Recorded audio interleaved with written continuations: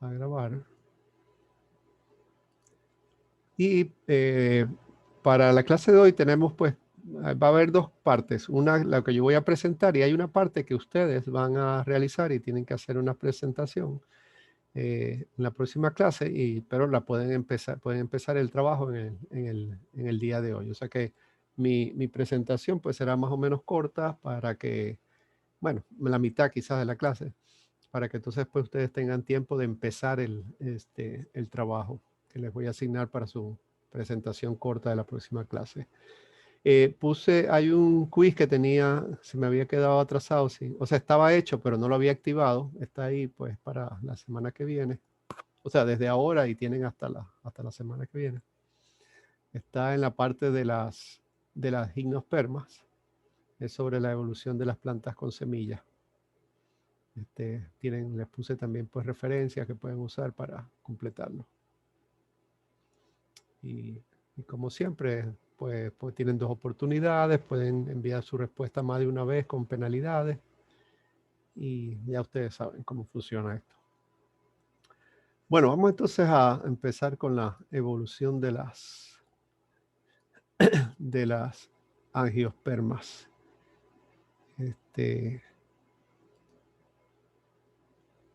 Ok, ¿pueden ver la presentación o se me salió del marco? Sí, se ve. Sí, ok, es que como la puse completa, entonces no sé si... bien, vamos a ver cómo funciona esto. Bueno, las angiospermas, pues ustedes ya saben, son las plantas más abundantes y que cubren casi todos los ambientes del planeta.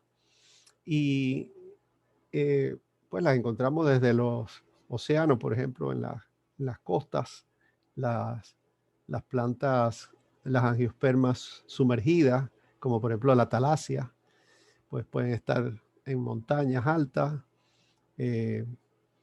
pueden estar en diferentes tipos de ecosistemas, pueden ser muy pequeñitas como una lemna o pueden ser gigantescas como una secuoya. Pueden vivir un año o menos, o pueden vivir miles de años, como hay unas plantas que tienen como 5.000, 6.000 años, los árboles. Así que pues, tienen una gran cantidad de diversidad de formas, de cómo funciona su fisiología, adaptaciones, etcétera, ¿verdad? Entonces, pero además de toda esa, pues de lo que tenemos ahora en el presente, también son un sujeto de estudio, ¿verdad? Para los botánicos que estudian la paleobotánica, o sea, la botánica del pasado pues prehistórico. Y pues hay, como vamos a ver, diferentes aspectos que todavía no están completamente dilucidados y que hacen pues que sean muy interesantes pues como sujeto de estudio. Pues sin quitarle, ¿verdad? También todo el valor, la importancia que tiene el estudio de los otros grupos que hemos visto, desde las monilofitas, licopodiofitas, etcétera, las gimnospermas. Bueno, con las gimnospermas, como le digo, para casi todos los aspectos del estudio de su evolución hay algún tipo de discrepancias y discusiones. Empezando pues con la evidencia fósil antigua, o sea, la evidencia fósil, no la más reciente, sino una gran pregunta es, ¿cuál es el fósil más antiguo de las plantas con flores? O visto de otra manera, ¿se van a conseguir fósiles más antiguos todavía? Pues todas esas preguntas pues hay mucha gente pues trabajando en eso, buscando en diferentes lugares a ver si consiguen fósiles de las primeras plantas con flores. Un problema pues con encontrar estos fósiles, especialmente si tú quieres estar segura de que es una planta con flores, pues es que tenga flores. Entonces las flores fósiles,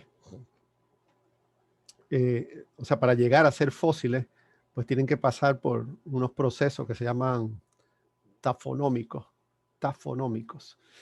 que es como vas pasando de una materia orgánica muerta, bueno, viva, luego muerta, que se comienza a descomponer hasta que se comienza entonces a transformar en un fósil.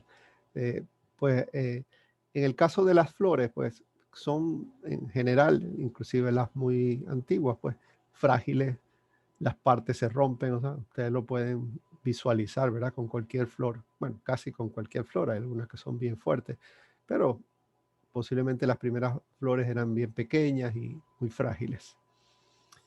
Eh, rara vez se mantienen las tres dimensiones, que como ustedes saben es importante para poder describir una flor. ¿Qué quiere decir eso? Que cuando son fósiles, pues les pasa como lo que hicieron ustedes pues con el prensado, ¿verdad?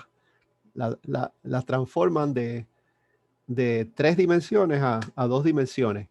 Para las hojas, las ramas, eso no es mucho problema y por eso pues se usan las muestras secas para herbarios. Pero las flores pues pierden completamente su estructura, o sea, es muy difícil entonces extraer de ellas información cuando están fosilizadas.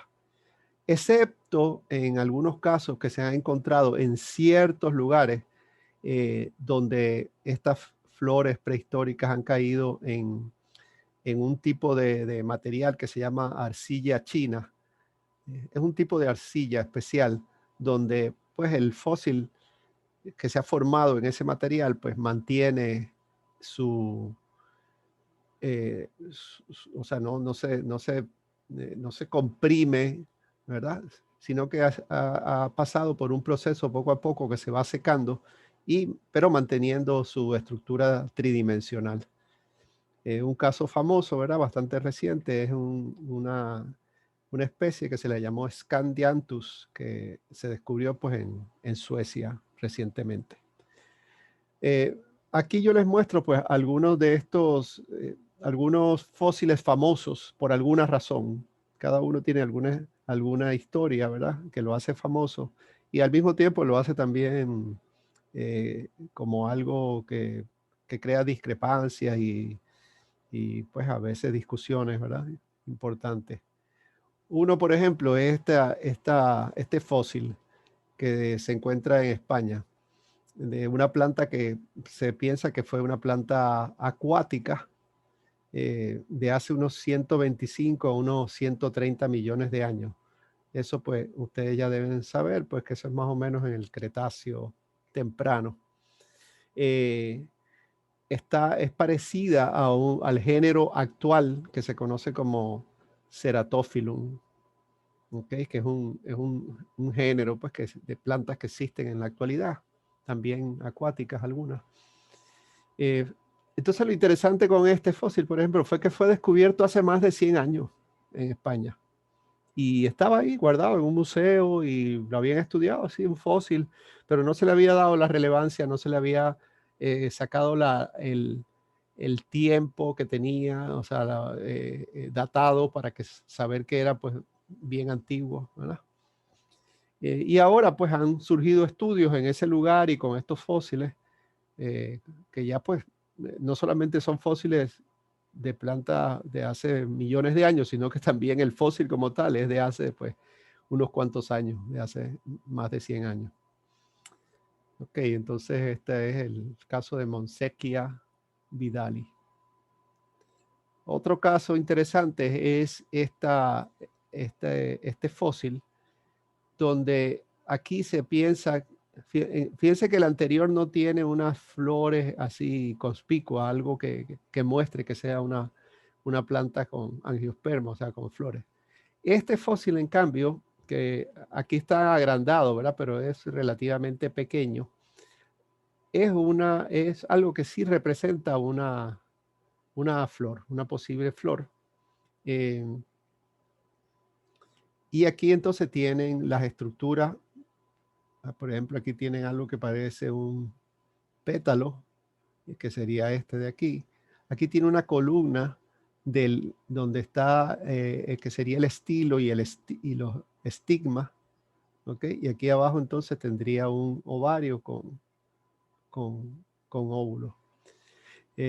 Más o menos, pues eso es se piensa cómo pudo haber sido esta flor, ¿verdad? Esto es una recreación artística de, de lo que vemos acá, ¿verdad? Que ese es el problema, ¿verdad? Que están comprimidos. Entonces, cuando se descubrió esta planta, este fósil, primero pues se hizo una datación y lo que llamó la atención es que es una planta que se piensa de hace más de 174 millones de años. Esto la lleva pues al Jurásico, cosa que es rarísimo porque casi todos los fósiles que se consiguen de plantas con flores pues son del Cretáceo, o sea, de no más de hace 140 millones de años. ¿Okay? Este fue conseguido en Nanjing, China. Y bueno, ha habido y continúa cierta discusión sobre, primero, si esto es una flor realmente, y segundo, pues también si es tan antiguo como... Pero parece que ya sí, ambas cosas más o menos se han confirmado, ¿verdad? Pero siempre hay discusiones en el mundo científico, ¿verdad? De si es una flor y tiene todas las características de la flor y si verdaderamente es pues de cuando se supone que se dice que es. Este es el Nanjinganthus dendrostila.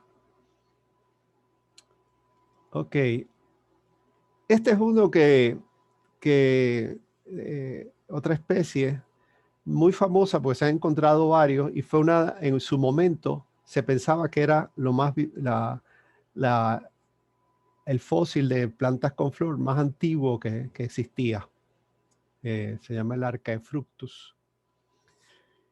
Y que fue datado originalmente a 144 millones de años. O sea, ya ahí entre el Jurásico, entre el Jurásico y el Cretáceo, en el borde ahí. Pero luego fue revisado, pues, y se puso más hacia el Cretáceo, a 124.6 millones de años. ¿Okay? El Archaefructus, pues, es uno que se aparece mucho en la literatura, ¿verdad? Sobre el origen y la evolución de las angiospermas. Muchos de estos fósiles, como ven, algunos ya se conocían hace tiempo, pero no se podía, no se estaba seguro, ¿verdad? De la edad que tenía o si verdaderamente representaban o no a una planta con flor. Que es lo que digo, todavía sigue siendo una discusión. Otra fuente de información sobre las plantas con flores es la presencia de polen. ¿Okay? Porque claro, estamos hablando de plantas con flores, producen polen en su parte masculina. Claro, esto trae problemas cuando uno lo quiere comparar con las otras plantas, como las gimnospermas, que también producen polen. Pero se acuerdan que pues, en el caso de las gimnospermas, no sé si se acuerdan del tipo de polen, que era pues un polen más o menos que tenía como unas alitas, unas bolsitas por los lados, ¿verdad? Ese es el tipo de polen de las gimnospermas, el más común de las gimnospermas. En el caso que tenemos aquí de plantas, de lo que se supone que sea polen de plantas con flores, tenemos un polen que no tiene las bolsitas, tiene esta estructura que pueden ver aquí, que es una estructura pues muy particular de lo que se llama columela, ¿ok? Y además tiene un surco, por eso que se llama un polen monosulcado. Es lo que se piensa que es el polen antiguo de las plantas con flores. Las plantas más modernas son trisulcadas, ¿ok? Tienen tres surcos en lugar de uno solo. Este polen, que se conoce como Clavatipolinetes, polenites, es un polen del Cretáceo temprano, o sea, unos 140 millones de años. ¿Alguna pregunta sobre esta parte, esta sección? Ok. Entonces, pues aquí pueden ver que pues, se han conseguido durante el siglo pasado principalmente algunos fósiles, pero cada vez que aparece uno, pues es una discusión, ¿verdad? Sobre qué tan viejo es de una planta, de un angiosperma o no. Esto entonces me lleva ahora a esta discusión, ¿verdad? Es una discusión que se mantiene. ¿Qué es lo que hace a un angiosperma hacerlo? O sea, ¿qué tenemos que encontrar en el registro fósil que nos diga que ha habido una evolución desde las gimnospermas hacia algo diferente que, pues, y que está relacionado con las angiospermas, con las plantas con flores actuales? ¿Ok? Entonces, como les digo, pues además hay escasez de flores en el registro fósil. Además de eso, pues hay controversia sobre, pues, qué es lo que define una planta angiosperma, ¿verdad? Especialmente cuando se piensa en una planta angiosperma antigua, o sea, un, algo que precedió a las angiospermas modernas. Entonces hay diversas características, ¿verdad?, que son las que definen en la actualidad lo que es una planta angiosperma. Y también pues hay muchos estudios sobre cómo ha sido el proceso para llegar a esas características actuales. Porque eso es importante, porque así tú puedes saber entonces qué es lo que había antes, y si consigues un fósil que tenía esas características que precedieron a las actuales, pues entonces pues puedes asegurar, este es el fósil previo a tal, o sea, que precedió pues a las angiospermas actuales. Y así pues poder construir la filogenia, ¿verdad? Con fósiles.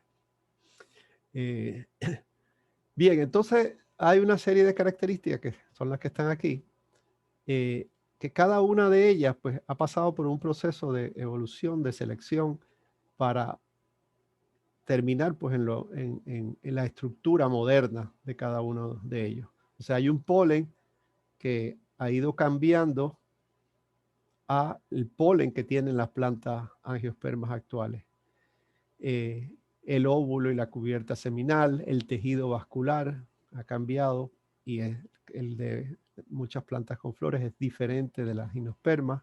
Las diferentes partes que constituyen lo que es verdaderamente una flor, lo que es el desarrollo del carpelo y finalmente el ovario, el estambre como algo diferente de los productores de polen anteriores, ¿verdad? Las gimnospermas y de los helechos que también producían polen, y un proceso que no es único de las angiospermas, pero que tiene unas características especiales en las angiospermas, que es la doble fertilización. O sea, la fertilización del huevo y también la producción de lo que va a ser luego el endospermo en la semilla. Y esta es la parte, todos esos circulitos que están aquí, estos circulitos, cada uno de ellos está vacío. Y este es el trabajo pues que ustedes van a hacer. Yo les voy a asignar a cada uno de ustedes, y pues también habrá algunos repetidos. O sea, cada uno va a tener uno, y estos son 7, faltarían 2, ¿verdad? Para ustedes 9. Lo que voy a hacer es que carpelos y ovarios, pues lo van a tener 2 personas. Pueden trabajar juntos o por separado. Pues si lo doy para 2, pues, ¿verdad? Pueden compartirlo. Y doble fertilización. ¿Por qué? Bueno, porque ambos conllevan bastante información, es más o menos un proceso complejo, y pues entre dos pues lo pueden hacer. Luego, cuando yo termine, pues entonces vamos a hablar sobre cómo va a ser la actividad, ¿verdad? Lo que tienen que hacer, y ahí distribuimos. Y si hay algunos de ustedes que quieran ya desde ahora pues trabajar en pareja, pues me lo dicen. O sea, solamente aceptaría 2 parejas y los demás pues son individuales. Bien, vamos a seguir entonces. Bueno, aquí está una gráfica que más o menos ilustra, que les puede ayudar a algunos de ustedes, pero no dice mucha información, pues de cómo pues han ido evolucionando diferentes diferentes componentes, ¿verdad? De las flores y su papel también. Por ejemplo, hay algunos que han evolucionado para hacer más atractiva la flor, ¿verdad? Hay unos que han evolucionado para producir recompensa a los posibles polinizadores. O sea, más o menos pues todos han evolucionado con cierta presión selectiva, ¿verdad? Porque no se evoluciona por dirigido, sino pues porque hay algún factor selectivo que hace que algunas características o algunos estados de características pues se mantengan, mientras que otros pues son eliminados, vamos a decir, en el proceso evolutivo. Ok, entonces vamos entonces a seguir viendo, pues saltándonos esto de las características evolutivas, que ustedes son los que van a trabajarlo, y cómo han cambiado para llegar hasta las angiospermas actuales, pues voy a hablarles entonces de cómo, en forma general, cómo ha sido o cómo se cree que ha sido pues la filogenia, el proceso evolutivo de las angiospermas desde las precursoras de las angiospermas, ¿verdad? hasta la actualidad, y cuáles han sido las discrepancias que hay, ¿verdad? La discusión que hay en este tema. Ok, filogenia de las angiospermas. Hay dos grupos principales de hipótesis bastante contrastantes que tratan de explicar el origen y la filogenia. Ahora bien, no son hipótesis que están en este momento las dos vivas. Hay una que pues, ha sido básicamente la que apareció primero, ha sido desplazada por una más moderna, que además está basada pues, en metodologías más recientes que no contaban pues, para el desarrollo de la hipótesis anterior. Básicamente aquí se resume, ¿verdad? Esto es mucho más complejo, pero este es como un resumen poniendo en los extremos estas dos hipótesis. En la parte superior podemos ver esta primera hipótesis que surgió, donde básicamente analizando características morfológicas se colocaba a el grupo de las netales, que ustedes ya lo estudiaron, plantas que tienen ciertas características que las asemejan a las plantas con flores, pero sin llegar a serlo como tal. Alguien que me pueda decir algún ejemplo, ¿verdad? Dentro de esas netales.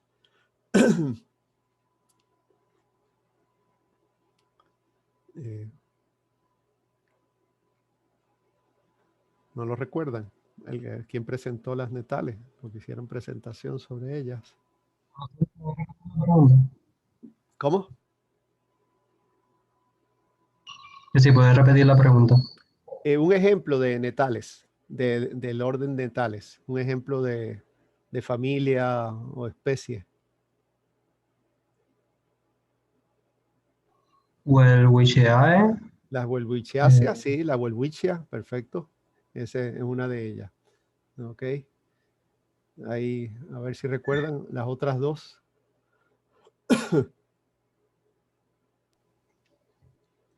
Que de hecho son más fáciles de pronunciar las otras dos.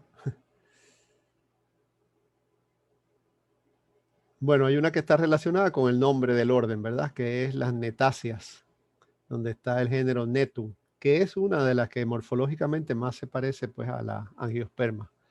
Sin embargo, yo le decía a quien presentaba que no dijera frutos, sino que eran semillas que tienen arilo, pero pues parecen frutos, ¿verdad?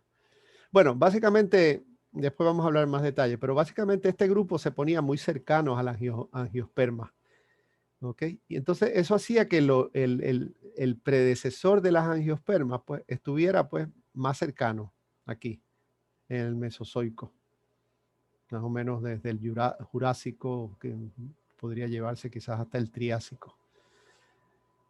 Pero la hipótesis más moderna aíslan a las angiospermas de este grupo de netales. Y las netales pues se ponen ahora dentro del grupo de las gimnospermas. O sea, incluye a las gimnospermas. Perdón, las gimnospermas incluyen a las netales. Entonces, esto hace que el origen de las gimnospermas haya que llevarlo mucho más atrás, ¿verdad? Porque como el origen de las angiospermas es diferenciarse de las gimnospermas, y si no hay nada aquí cercano de gimnosperma que se conozca, que se haya diferenciado antes, o cercano a las angiospermas, pues entonces eso hace que el origen de las angiospermas se lleve mucho más atrás. Inclusive algunos lo llevan hasta el pérmico. ¿Okay? O sea, hace más de 250 millones de años. Esto es más de 100 millones de años hacia atrás de lo que se conoce ahora como pues la explosión de las angiospermas. ¿Okay? O sea que fíjense que hay bastante contraste entre pues, de cuándo se originaron las angiospermas, cuáles son los ancestros primarios de las angiospermas. ¿Okay? Entonces, estas dos hipótesis, o sea, la primera es la hipótesis que se conoce como la hipótesis de las antofitas, esta que pones a las netales como hermanas de las angiospermas, ¿verdad? La hipótesis de las antofitas. Según esta hipótesis, o cómo se llegó a esta hipótesis. Bueno, utilizando cladística, pero principalmente de características morfológicas en la década de los 80. ¿Okay? Estamos hablando de la década de los 80, cuando todavía, por ejemplo, no, por lo menos hasta mediados de los 80, todavía no se había desarrollado la técnica del PCR. Entonces no había estudios moleculares a nivel del DNA, porque no había pues la forma se podían hacer estudios de secuencia y eso, pero eran larguísimos, costosísimos, lentos, ¿verdad? Así que no había una técnica para caracterizar genéticamente a las diferentes especies, y lo que se hacía pues era mucho utilizar morfología. Y la técnica de cladística, que ya ustedes saben, estaba desde los 60 y se podía utilizar. Y utilizando esa técnica y esta evidencia morfológica, pues es que se lleva a colocar a las netales, ¿verdad? Que están aquí, ¿verdad? Ephedra, Welwitschia, Netum, junto con otras plantas que se sabe que fósiles, venetitales y pentoxilon, que están relacionados con la angiosperma. O sea, entonces se ponía todo este grupo de aquí, se ponía como un grupo hermano y recientemente separado de las angiospermas. ¿Okay? Y esto es lo que se conoce como la hipótesis de las antofitas. ¿Okay? Claro, esto también creaba un problema del estudio de la evolución de las gimnospermas. ¿Por qué? Porque entonces el resto de las gimnospermas quedaba por acá y no tenían todos los elementos, o sea que no era un grupo monofilético, porque entonces estas plantas, las netales, que se consideraban también gimnospermas, quedaban fuera al estar asociadas o ahí relacionadas con las angiospermas. Entonces, poner a las netales junto con las angiospermas, pues llevaba a que las gimnospermas quedara incompleta y se transformaría en un grupo parafilético. ¿Okay?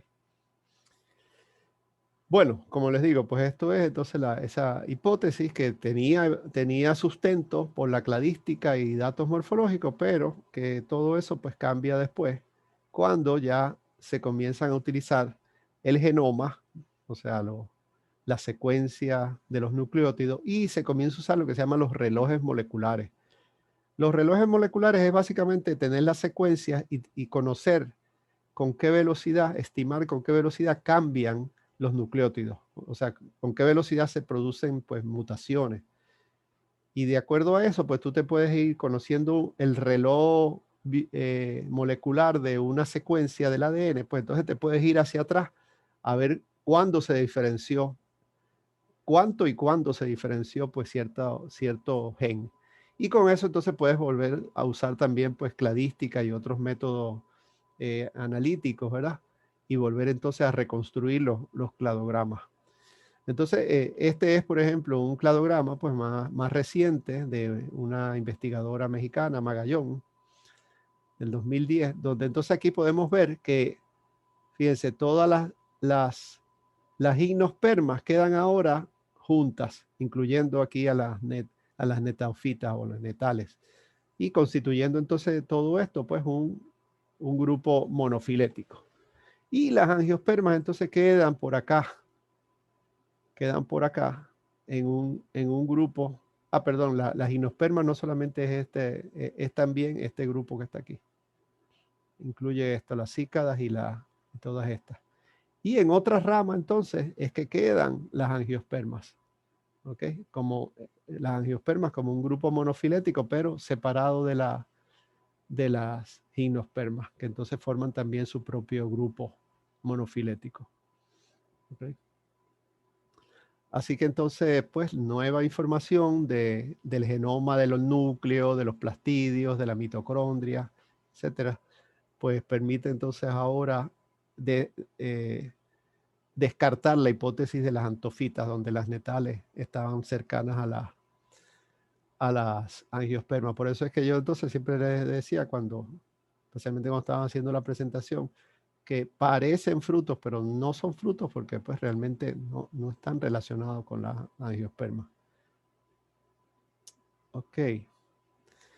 Bueno, esto es pues en cuanto a más o menos la relación de las angiospermas con otros grupos anteriores, ¿verdad? Y su separación de las gimnospermas. Ahora, dentro de las angiospermas hay algo que es lo que se llama el gran misterio de las angiospermas, que ya lo definió Darwin.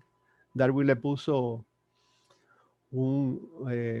fue más, vamos a decir, descriptivo, y él lo llamaba el abominable misterio de la diversificación de las angiospermas.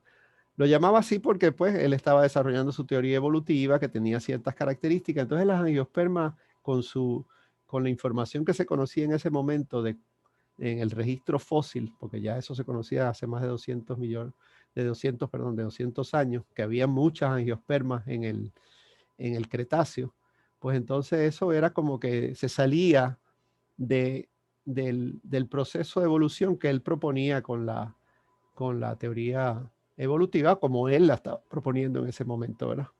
Entonces aquí lo podemos ver gráficamente, cómo es esa aparición, ¿verdad? De la angiosperma desde aquí, más o menos, que sería el Cretáceo, ¿verdad? Aquí tenemos el Jurásico, por aquí atrás, donde recién estaban empezando a aparecer quizás las primeras angiospermas, pero luego entonces desde aquí para adelante en el Cretáceo hay una explosión en la diversidad de las angiospermas. ¿Okay? Ahora, pues, o sea, esta explosión más la dificultad de saber cuándo se originaron, pues es lo que ha creado, pues, que todavía se mantiene, aunque ya se saben más cosas, pues todo este misterio de la evolución de las angiospermas, incluyendo pues el abominable misterio de la explosión en la radiación evolutiva en el Cretáceo, ¿verdad? Donde se pasó de unas pocas cientos de especies a decenas de miles y ahora cientos de miles de especies, en comparación con lo que ocurre con las gimnospermas, donde hay miles nada más. ¿Ok? O sea, hay un factor de 300 entre este y este de acá. Bueno, ahora se sabe que mucha de esa diversificación, ¿verdad? Esa radiación evolutiva de las angiospermas en el Cretáceo, pues hay varias hipótesis sobre cómo ocurrió. Y pues se piensa que está ligado a cambios rápidos en el genoma, por ejemplo, la ocurrencia de lo que se llama poliploidía, que es que el genoma se duplique y se vuelva a duplicar, que se sabe que por lo menos ocurrió un par de veces en las angiospermas, ¿verdad? Eso conlleva pues a diversidad, ¿verdad? De genómica y por supuesto también pues a diferentes capacidades que le permiten vivir en diferentes ambientes y diversificación y radiación y diversidad, ¿verdad? También fue una época de muchos cambios climáticos, ¿verdad? Bueno, como toda la historia de la Tierra, pero en ese momento pues hubo varios eventos que se conocen y hay evidencia, ¿verdad? En las capas geológicas de que ocurrieron. Y entonces eso puede haber influido también. O sea, claro, las gimnospermas también estuvieron expuestas a esos cambios, pero a diferencia de las angiospermas, las características que ya habían adquirido las angiospermas les fueron favorables, mientras que las gimnospermas, pues, no fueron cambios que les favorecieron mucho en ese momento. Y también otra característica que es muy particular aquí en el Cretáceo es la relación de las angiospermas con herbívoros y polinizadores. Eso llevó también pues a que ocurriera lo que se conoce como coevolución, o sea, cambios en la fauna que a su vez entonces estaba ligado a una interacción con las plantas, que a su vez entonces los cambios que ocurrían en las plantas pues afectaban a los animales y viceversa. Y en ese proceso de coevolución pues entonces también pues favorece la diversificación de las especies. Bien, entonces, finalmente, pues aquí yo creé un círculo, ¿verdad? Lo que llamo asuntos pendientes, ¿verdad? Cosas que todavía pues están por estudiarse en las angiospermas. Aquí conseguí también un cuadro bien bonito, ¿verdad? Sobre donde se resume, ¿verdad? Las angiospermas, aquí la ponen más o menos, pues esto es lo que se llama la corona de un grupo. La corona es el punto donde de ahí se ramifica de forma monofilética con representantes actuales un grupo. O sea, la corona de las angiospermas, según en este artículo, pues lo ubica más o menos pues al final del Triásico, o sea, hace como unos 200 millones de años, el origen de las angiospermas. ¿Okay? De ahí, pues entonces ha venido mucha diversificación. Aquí, esta franja verde que ustedes ven aquí, pues correspondería entre 140 a unos 60 millones de años. Esto corresponde al Cretáceo. ¿Okay? Y aquí entonces pueden ver que hay muchos puntos. ¿Qué quiere decir eso? Muchas coronitas de puntos de divergencia, mucha diversificación, lo que se llama radiación evolutiva. Y luego, pues entonces de ahí, pues en adelante lo que ha ocurrido es cambios más a nivel de familias y de diversificación a nivel de géneros, ¿ok? Y especies que ocurren todo el tiempo. Y esto lleva pues a esta diversidad. Digo que está muy bonita esta gráfica porque a su vez entonces pone algunos ejemplos, por ejemplo, de plantas antiguas o representantes de los diferentes grupos, ¿verdad? Y al mismo tiempo tienen aquí pues la secuencia geológica, ¿verdad? De las diferentes eras y periodos. Okay. Y esto pues es a su vez un trabajo basado, como dice aquí, en 80 genes y 2.881 plastomas, que son básicamente el genoma de plastidios, o sea, de cloroplastos y leucoplastos, etc. Bien, vamos a ver entonces cuáles son esos asuntos pendientes o cosas que todavía no se han explicado completamente en las angiospermas. Uno es lo que se conoce la brecha del Jurásico. Como estaba diciendo, pues se conoce pues que se sabe, hay evidencia de la gran diversificación en el Cretáceo. Y aquí está representado, ¿verdad? Con diferentes tipos de polen, diversidad de polen que se encuentra en las capas que se adjudican al Cretáceo. O sea, hay diferentes pruebas de esa gran diversificación del Cretáceo en adelante. Pero al mismo tiempo se sabe que las angiospermas tienen ancestros que pueden irse tan atrás como al final del Triásico, o sea, por acá.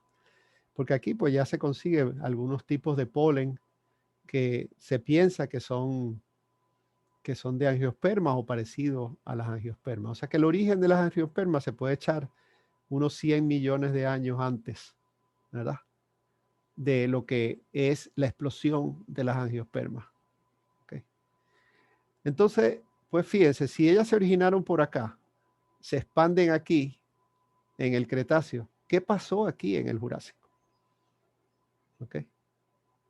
¿Por qué no hay, aunque sea lento, una diversificación? ¿Por qué no hay presencia de fósiles que confirmen, ¿verdad?, la existencia de algunos linajes que luego pues dieron lugar a esta explosión, ¿verdad? Esa es una de las grandes preguntas, y por eso pues a eso se le llama el Jurassic Gap, que sería pues traducido, ¿verdad?, la brecha del Jurásico. O sea que aquí no hay, si se originaron por aquí, ¿por qué no hay algunas ramas así, ¿verdad?, que indiquen cierta evolución? Sino que pues esto pasó como calladito, hay algunos fósiles sospechosos, ni siquiera probados, y de repente pues ¡pum!, una explosión de diversidad. ¿Okay? Entonces, pues, una de las preguntas sería, bueno, ¿por qué tan tarde? ¿Por qué esa brecha del Jurásico? Entonces, hay varias explicaciones. Una de ellas,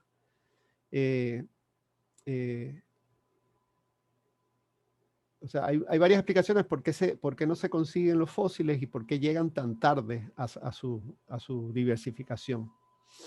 Entonces, una de las explicaciones es lo que se llaman las explicaciones tafonómicas. Eso lo que indica es que la fosilización de las angiospermas fue diferente de otros grupos de plantas y por supuesto, de animales. ¿Ok? Y que especialmente las partes reproductivas de las primeras angiospermas no se conservan, no se han conservado, son muy raras por la fragilidad, porque se rompen fácilmente o porque cayeron en sitios donde el proceso de fosilización era muy drástico, presiones, calor, y entonces pues no se han mantenido. Se encuentran hojas que se sospecha que son de antes del Cretáceo, que se sospecha que son de angiospermas, que más o menos pues sí se mantienen. ¿Y por qué se sospechan que son de angiospermas? Bueno, por el tipo de venación, ¿ves? Esa venación reticulada. Sin embargo, pues no hay confirmación con las flores, por ejemplo. También, como yo les dije anteriormente, el polen, hay polen con ciertas características de la superficie que también se considera pues relacionado con las angiospermas. Este, por ejemplo, es un polen de Cornetipolis reticulata que se piensa que es del Triásico y que podría ser también de primeras angiospermas. Así que la explicación de tafonómica básicamente lo que dice es sí había plantas al final de angiospermas al final del Triásico y el Jurásico. Lo que pasa es que sus partes florales eran muy delicadas y no se han conservado. ¿Okay? O no se ha buscado donde, pues, ¿verdad?, donde hay que buscarlo. Otra explicación es las interacciones biológicas, como les dije. ¿Qué pasaba durante el Jurásico? Bueno, durante el Jurásico dominaban las gimnospermas y dominaban los dinosaurios herbívoros que comían de las partes de arriba de las gimnospermas. Y entonces no afectaban a las plántulas que iban a dar lugar a los árboles, a las gimnospermas que consumían los grandes herbívoros.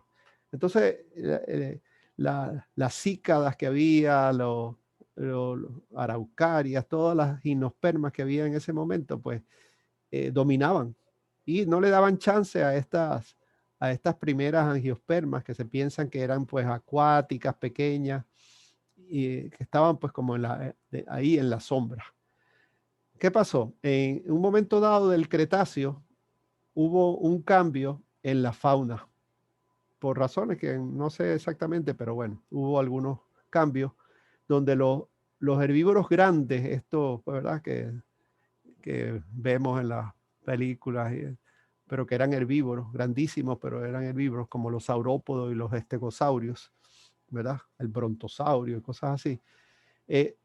Comenzaron a desaparecer o ya no eran tan abundantes. Y comenzaron entonces a aparecer los que se conocen como los ornitorrinquian, que es un tipo de dinosaurio más pequeño, herbívoros, pero herbívoros más hacia el suelo, o sea, sin cuellos largos y eso, como el Triceratops, por ejemplo, este que está aquí.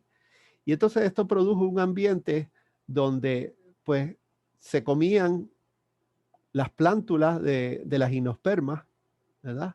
Claro, también pues podían consumir angiospermas, pero afectaron más a las gimnospermas, que a su vez entonces dejaron el ambiente más abierto para que entonces la angiospermas, que tenían ciertas características ecofisiológicas más avanzadas, pudieran entonces desarrollarse. Esto pues estamos hablando pues del Cretáceo intermedio, ¿verdad? Entonces esta es una de las razones por las que se crea que se favoreció esa explosión de las angiospermas.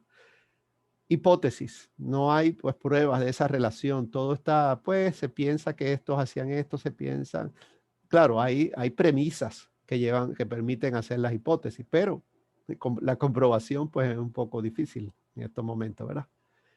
El otro factor que pudo haber ayudado, ¿verdad?, a la expansión de las gimnospermas es la relación con algunos insectos que servían de polinizadores. Por ejemplo, aquí aparece este es un escarabajo que se consiguió en ámbar, que es a donde se consiguen muchos insectos, prácticamente no fosilizados, porque en el ámbar se mantienen casi como en las condiciones que tenían. Y se ha encontrado porque estaban en ciertas partes llenos de polen, ¿verdad? Por ejemplo, este que está aquí, pues tenía este polen, este escarabajo. ¿Okay?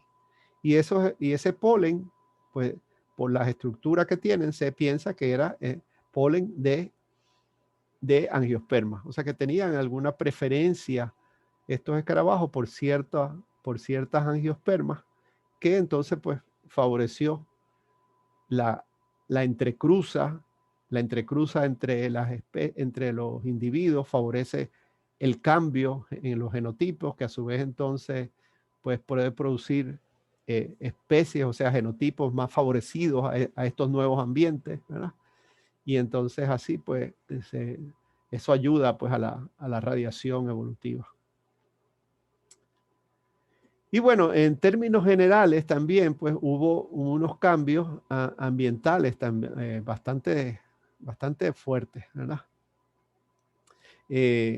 Como les decía, por ejemplo, en el Cretáceo se sabe que al principio del Cretáceo hubo un aumento de la cantidad de CO2. Esto favoreció a aquellas plantas que tenían unos sistemas de fotosíntesis más eficientes, y ahí estaban las angiospermas, las nuevas angiospermas.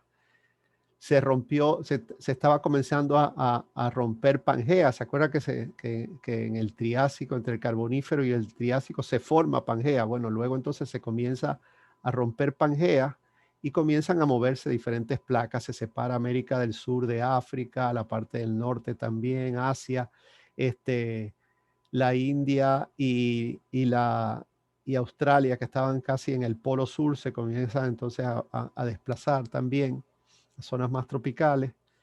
Hay una subida en el nivel del mar por diferentes situaciones, cambios atmosféricos, como les digo, subida del CO2, el clima se hace un poco más cálido, en algunas partes más seco, en otras partes más húmedo. Entonces, las angiospermas, pues, en este ambiente, pues, se vieron favorecidas. Esa es la hipótesis, que todos estos cambios ambientales favorecieron más a la angiosperma que a la gimnosperma. Y eso entonces produjo favoreció, ¿verdad?, a la angiosperma. ¿Okay? Aquí hay también pues una hipótesis climática más general que abarca pues desde desde el Triásico, ¿verdad? Donde se forma la Pangea, que dice que las angiospermas, pues inicialmente, ¿verdad? Se desarrollaron en algún punto tropical del centro de Pangea, en unas condiciones más o menos húmedas, ¿verdad? Mientras que los extremos, hacia el norte y hacia el sur, pues eran bastante secos. O sea que se desarrollaron en un punto bien específico de la zona tropical del hemisferio norte.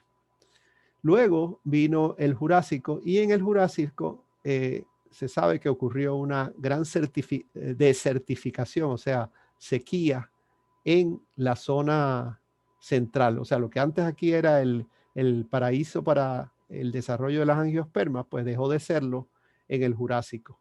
Y pues esto sería otra de las razones por las cuales entonces desaparecieron muchas angiospermas, sobrevivieron unas pocas que se refugiaron hacia el norte y hacia el sur. Por ejemplo, hay una angiosperma que existe ahora, pero que se creía extinta, que se llama Amborella, que se piensa que es parte de esas primeras angiospermas que se refugiaron en sitios menos secos, menos drásticos, ¿verdad? Y que, por ejemplo, Amborella se consigue ahora en Australia, porque estaba pues aquí abajo, y luego esto pues pasó a ser ya la parte de Australia.